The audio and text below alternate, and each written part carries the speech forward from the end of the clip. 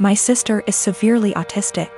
She requires attention almost 24/7 and cannot be left alone. She is nonverbal and cannot take care of herself at all. Despite the fact that she is only 12, she is extremely destructive and violent and destroys anything she gets her hands on. I hate her. That should be wrong to say, but it doesn't feel like it. I was only 6 years old when she was born, and since then I've never solely had my parents' attention. Even since I can remember, the world has revolved around her. I was moved out of my room into the basement at 7 because she needed to be in the room next to my parents. All of my toys as a child were destroyed by her, and my parents simply ignored me when I complained. Even when I was 14 and she destroyed a Mac my school gave me, I was in the wrong. Along with this, I am expected to take care of her and drop everything I do for her. I can never make plans with friend because my parents expect me to be there if they need me to take care of her. Even when I do somehow get time to myself, I am required to leave if they need me. If I do not, then I am punished. The recent example of this is when I went to see the new Spider-Man movie and was grounded because I turned my phone off in the theater. It seems as if I am nothing more than a slave to them, and anything involving her simply overshadows me. This last week I was chosen to give a speech at a school event. I was so excited, and my parents promised to be there, but they never showed and claimed it was because of my sister. Anytime anything like this happens for me, they are too busy with her. I've held this in for so long, and it finally spilled out today. While talking about colleges with my father, he joked that I should get a degree that pays well so when they're gone I can take care of my sister. I don't know why, but this caused me to break down. I cried and screamed about how it always about her. I'm nothing more than a caretaker to them, that they always make it about her, and that I'm expected to be her slave for the rest of my life. I've locked myself in my room since then, and my parents have not come to check on me. It's not her fault that she was born the way she is. My parents came to talk to me a while after my breakdown, but I was unable to bring myself to talk to them and only cried and asked them to leave. They have made arrangements with my grandfather for me to stay with him for the time being, and am getting ready to go to his house. My parents want to talk to me, but we have decided it's best I leave for now to have some space and time to collect myself. We will be sitting down and talking later this week about this issue. I, 37M, have 3 girls, 8, 10, and 12. Their mother walked out on us for another man when our youngest was around 4. My ex still stays in contact, though, and pays child support. A few weeks ago while doing laundry, I saw red spots on my oldest's underwear. I asked her if she knew about it, and she cried and told me she tried to call her mom, but my ex didn't call back. She'd been stuffing toilet paper in her underwear, hoping that would work. I explained to her that periods are nothing to be ashamed of, and found some great resources online for us to review together. I took her to the store to pick out brands of feminine products she wanted to use. She picked Playtex Sport because she's a gymnast. After we were done, I decided I should do the same thing with my other 2. My 12 years old volunteered to be part of preparing them, and we made a whole night of it. It was wonderful. And I learned a lot. I even learned what a menstrual cup is, and how they benefit the environment. The other day, my ex called back. I'll usually arrange a video chat and leave the room so they can have some alone time, and when they're done chatting, I'll come back in to talk boring co-parenting stuff like school, bills, etc. This last time, my ex was furious with me for talking about periods with the girls. She shouted at me that I was sick and perverted. Why didn't I call her myself if I knew it was so urgent? I could have called one of their grandmas / aunts, but my mom has dementia, while her mom and sisters call me a loser because I teach kindergarten, so I'm not fond of them. My ex told me I was being immature and should have just toughed it out for the girls. This really pissed me off, so I shouted back that maybe if she wasn't such a deadbeat and answered her goddamned phone once in a while, she could have handled this. I brought up everything she does that hurts them. She hasn't been to a single soccer game, piano recital, or gymnastics meet in 2 years. Every other weekend when they come home from her house, they go straight to their rooms, only to emerge hours later asking me why she loves her new husband more than them, and what did they do to make her leave.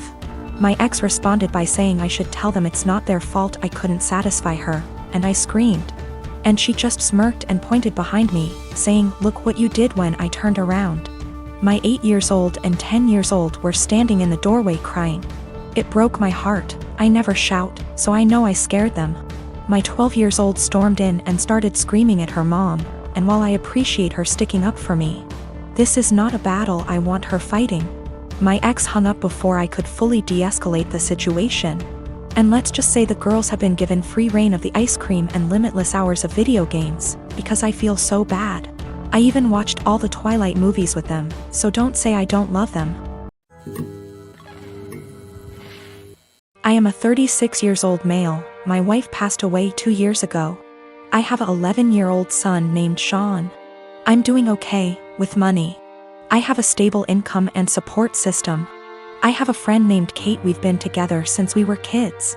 She's like a sister to me, although she tends to boss me around. She's introduced me to her female friends hoping that I'll settle down again. I told her I have other priorities and I'm required to focus on Sean and his health. He's diabetes. Kate thinks there's something wrong with me, but not everyone's circumstance is the same. I started noticing a pattern in her behavior after she introduced me to a friend of hers. She'd tell me to leave Sean at home when we hang out and meet her friends. She'd tell me to take down any pictures that have my son and wife in it because ladies will assume that I'm a single dad or still married, and that'd limit my chances in dating. I told her to knock it off, and she said that she was looking out for my social life, saying I'm ruining it and exhausting myself. I stopped talking to her for days. Then I decided to let it go. She's been insisting on bringing her friend to visit me with other friends. I agreed to have them as guests. Kate suggested I take Sean to stay with a relative since it'll be adult dinner, but I refused. He was comfortable in his home and didn't want to go. Kate was at my place before her friends arrived. I checked on Sean and told him to tell me if he needed anything before he went to sleep. At 12:30, while I was sitting and just starting to chat with Kate's friend while Kate kept blinking at me with a smirk on her face, I got a text message from Sean telling me he wanted to use the bathroom but the door handle was stuck and he couldn't open the door. I went upstairs to check. Kate followed me. I found that the door was actually locked. I was confused. I asked Sean and he said he didn't lock it. I started looking for the key. That's when Kate quietly handed it to me, saying she took it. I was stunned. I opened the door for Sean, then I asked her why she locked the door. She said that lied to her friend about me not having kids and didn't want her to see Sean. She said it was no big deal since he was sleeping, but I was furious. I started yelling at her as she kept shushing me. Everyone started leaving after I yelled at Kate and cussed her out for doing this. She blew up after her friend left and said I was an idiot because most people don't mention kids until after months into dating, and that I didn't deserve her help to move on when she thought I was a decent, sane person. I called her stupid and told her to get out of my house. She told me to wallow in my misery and left. Then her friends kept blaming me for making a scene and treating Kate like that, especially since she cooked dinner and helped a lot. My husband and I come from the same background. The only difference is that his mother isn't of that ethnicity, so he wasn't raised in the culture like I was. When we started dating, I helped him reconnect with his roots. This eventually led to him reaching out to his estranged father's family and becoming close with them. I think my mother-in-law has sort of held that against me ever since. Throughout the course of our relationship, she has made multiple comments about how she doesn't like the amount of emphasis I put on my heritage.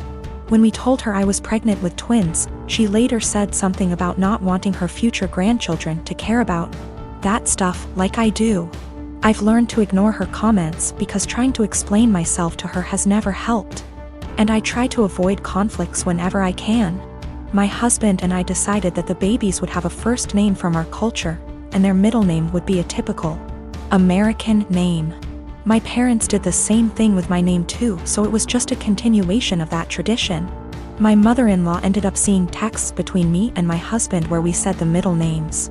But she assumed that we were talking about first names, so she went out and got the babies matching sweaters, with the names printed on the front of them. She showed the sweaters to me after they arrived. And I thanked her for the gift but didn't correct her on the fact that those were the middle names.